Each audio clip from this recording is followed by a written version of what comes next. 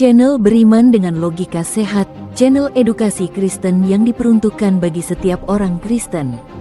Salam saudara, puji nama Tuhan. Kembali kita berjumpa dalam tayangan edukasi Kristen, tayangan yang dikhususkan bagi kalangan kaum Kristiani. Saudaraku, dalam tayangan kali ini kita akan belajar bersama tentang Naaman dan Elisa. Naaman merupakan panglima tentara Aram dan sangat dihargai sebagai pimpinan militer. Tetapi ia terjangkit penyakit kusta.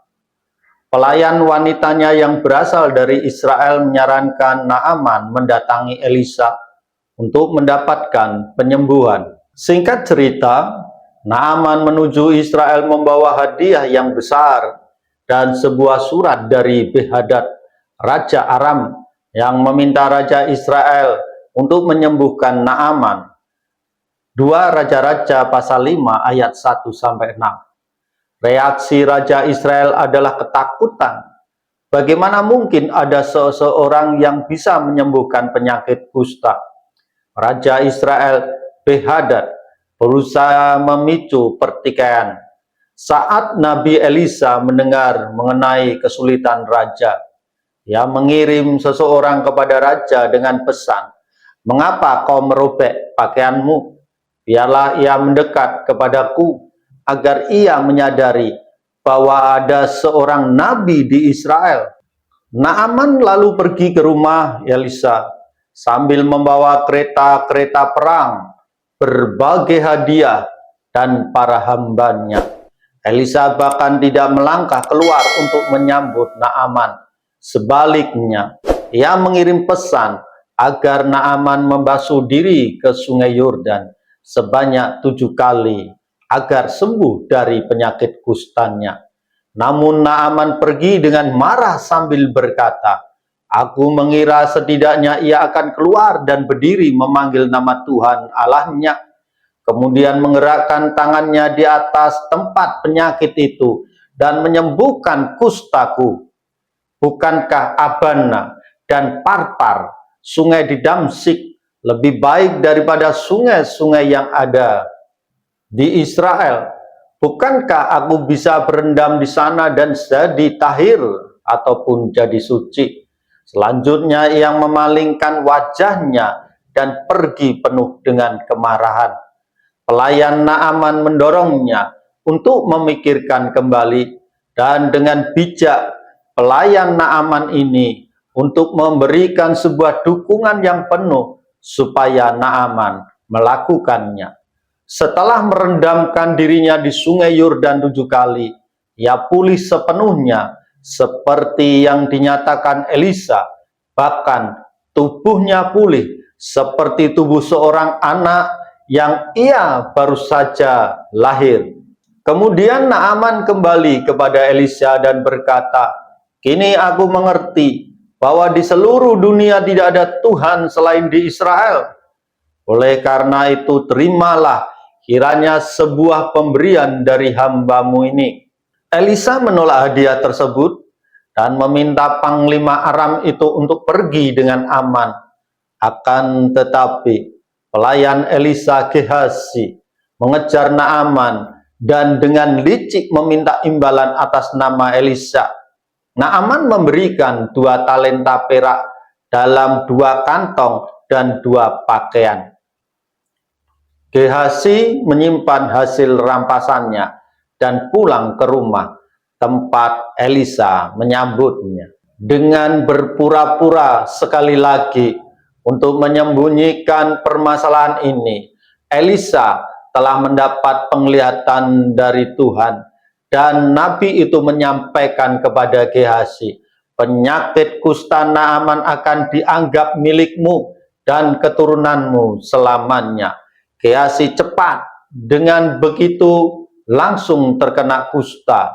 Ada banyak hal yang bisa kita ambil dari cerita ini. Yang pertama, terdapat perbedaan yang begitu kelihatan antara keyakinan gadis hamba muda yang mengenal Elisa dan yakin akan kemampuannya, dan kecemasan Raja Israel yang sama sekali tidak memperhatikan Elisa dan merasa khawatir akan kelemahan dirinya. Kita mengamati perbandingan antara keagungan Naaman dan sikap rendah hatinya. Dan sikap rendah hati Nabi Elisa. Naaman datang untuk mendapatkan kesembuhan dengan membawa banyak hadiah dan kereta yang megah. Elisa tidak memiliki kemewahan tersebut, hanya ada kuasa Tuhan. Kesombongan Naaman hampir mengantarkannya pada kehancuran. Terlalu angkuh dan keras kepala untuk mematuhi petunjuk sederhana dari Nabi yang nyaris kehilangan berkat yang disediakan Tuhan.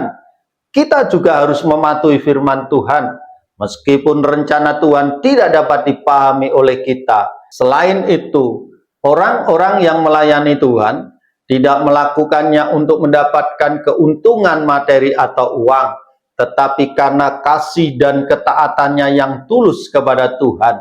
Elisa menolak pemberian yang diberikan kepadanya. Tuhan adalah penyedia, bukan yang menerima, dan anugerahnya tidak dapat diperoleh dengan uang. Kesembuhan Naaman dari kusta merupakan ilustrasi yang menakjubkan mengenai keselamatan kita dari dosa, diberikan secara cuma-cuma oleh kasih karunia Tuhan sebagai respon iman kita. Kedengkian dan kebohongan Gehazi menjadi pelajaran bagi kita semua. Alkitab mengingatkan agar kita tidak tamak. Kita diharapkan untuk bersikap jujur dalam semua aspek kehidupan kita, karena kita menyadari bahwa Tuhan menyaksikan segala hal dan akan menilai kita. Kita bisa percaya bahwa kesalahan-kesalahan kita akan terungkap. Yesus mengambil kisah Naaman dan Elisa untuk menggambarkan isu ketidakpercayaan di kalangan bangsa Israel di Lukas pasal 4 ayat 28. Yesus mengungkapkan kepada orang-orang di sinagog Nazaret, pada masa Nabi Elisa terdapat banyak orang kusta di Israel, namun tidak ada yang disembuhkan kecuali Naaman, orang Syria itu. Untuk pasien kusta di Israel yang menolak kesembuhan yang seharusnya dapat mereka terima melalui Elisa, Tuhan menyembuhkan seorang Aram sebagai alternatif. Dengan cara yang sama, kaum Israel pada masa Tuhan Yesus kehilangan kekuatan yang terlihat di hadapan mereka, tetapi Tuhan tidak memandang bulu. Kisah Para Rasul pasal 10 ayat 34-35. Dan bangsa-bangsa lain pada akhirnya menerima Injil yang ditolak oleh Israel. Puji nama Tuhan. Kiranya kebenaran firman Tuhan ini memberkati hidup kita. Tuhan Yesus memberkati.